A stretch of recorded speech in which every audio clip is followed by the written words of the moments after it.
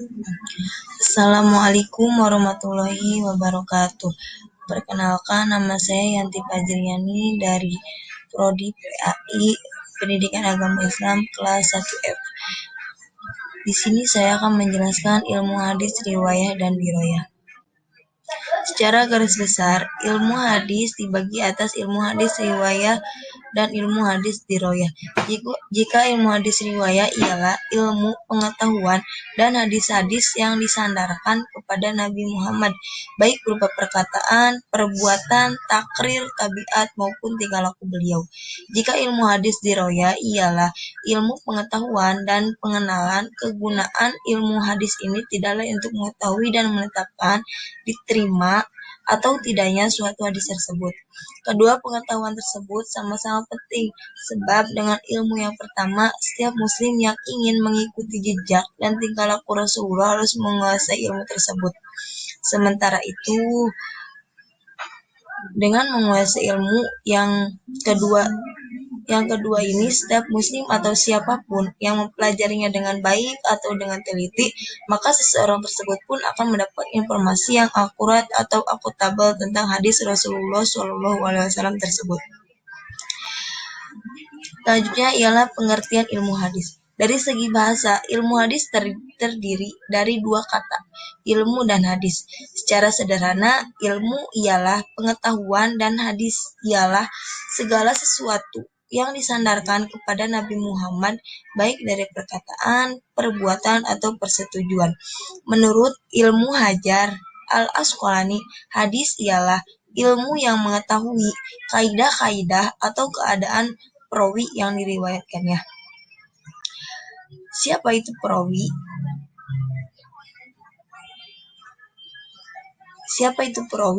Perawi ialah orang-orang yang membawa, menerima, atau menyampaikan berita dari Nabi.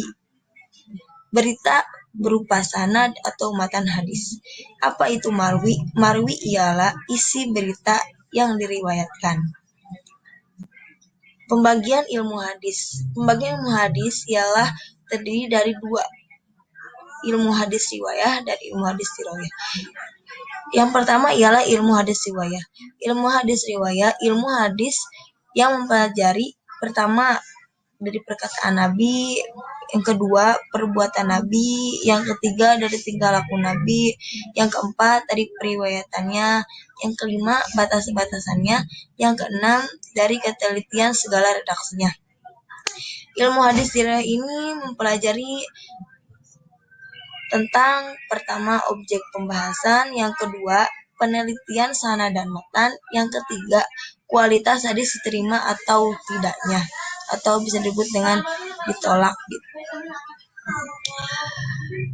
Di sini saya akan menjelaskan hadis menurut Bukhari Muslim. An-Mughirah qala sami'tu Rasulullah sallallahu alaihi wasallam yaqulu inna kadiba alayya laisya ka kadibi ala ahdi faman kadaba alayya muta'ammada falyatabawwa maq'adahu minan nar. Yang artinya ialah dari Al-Mughirah radhiyallahu an, ia berkata, aku mendengar Rasulullah Shallallahu alaihi wasallam bersabda, sesungguhnya dusta atas namaku itu tidak seperti dusta atas nama orang lain, dan barang siapa dusta atas namaku dengan sengaja, maka hendaknya ia menempati tempat duduknya di neraka. HR Muslim dan lain-lain. Di sini juga saya akan menjelaskan sejarah perkembangan hadis riwayah. Yang pertama dari Nabi Muhammad SAW ialah larangan nulis hadis karena khawatir takut bercampur dengan tulisan Al-Quran. Yang kedua ialah larangannya dan kebolehan menulis hadis bersifat kondisional karena sahabat tersendiri memiliki catatan hadis koleksi tersendiri. Yang kedua ialah dari sahabat, ialah disebut dengan masa pembatasan periwayatan dengan masyarakat sumpah dan saksi bagi orang yang menyampaikan hadis akibat maraknya hadis palsu. Lanjut ya dari tabi'i. Hadis ditulis dan dibukukan atas perintah Khalifah Umar bin Abdul Aziz. Tokoh yang melakukannya adalah Ibnu Syihab Az-Zuhri. Model kitab-kitab yang muncul mutawato, musonaf, atau musnad. Penulisannya hadis masih bercampur dengan perkataan dan fatwa sahabat.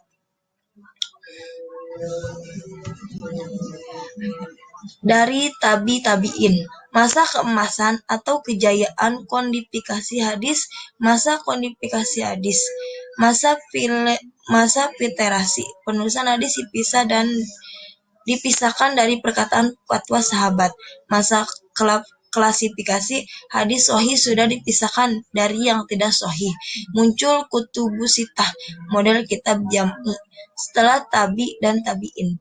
Penulisan hadis lebih sistematik, muncul kitab-kitab mustadrak, syarah, istishhar, dan lain-lain. Lanjut di sini saya akan menjelaskan sejarah perkembangan hadis riwayah. Yang pertama ialah dari Nabi Muhammad SAW. Telah ada dasar-dasar ilmu hadis, yaitu dalam surat Al-Hujurat ayat 6 dan surat Al-Baqarah ayat 282. Yang kedua ialah dari sahabat. Timbul secara lisan, periwayatannya harus disertai saksi, bersumpah, dan sanad. Yang ketiga dari tabi'in. Timbul secara tertulis tetapi belum terpisah dengan ilmu lain.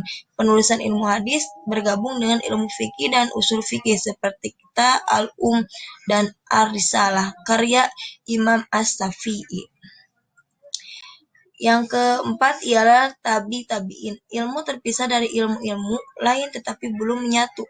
Muncul kitab-kitab ilmu hadis seperti At-Thariq, Al-Kabir karya Bukhari, Tobaqat At-Tabi'in karya Muslim, dan lain-lain. Yang keenam ialah setelah tabi'in. Berdiri sendiri sebagai ilmu hadis. Kitab ilmu hadis pertama Al-Muhadis Al-Fasil Baina Ar-Rawi wa Al-Wa'i karya Rama Hurmuzi. Sekian, terima kasih. Mohon maaf bila ada kata-kata yang salah. Akhirul kalam. Wassalamualaikum warahmatullahi wabarakatuh.